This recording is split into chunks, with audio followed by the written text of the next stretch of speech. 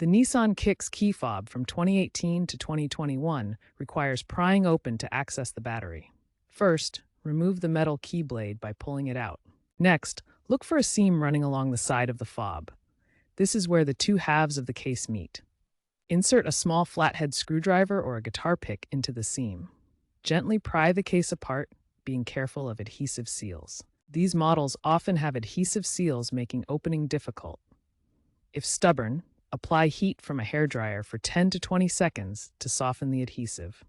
Avoid excessive force to prevent cracking the plastic housing. Once the key fob is open, remove the CR2032 battery, making sure to note the correct orientation with the positive side up. Clean any corrosion from the battery contacts using isopropyl alcohol.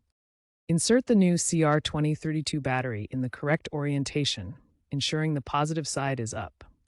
Snap the key fob case back together securely. Test the key fob functions, including locking and unlocking doors and remote start. If the remote still doesn't work, the issue might be corroded contacts or a faulty circuit board. Clean the contacts again and ensure the battery is firmly seated. If problems persist, consider professional diagnosis and potential reprogramming, as some models require it. Note that battery life averages 1 to 2 years.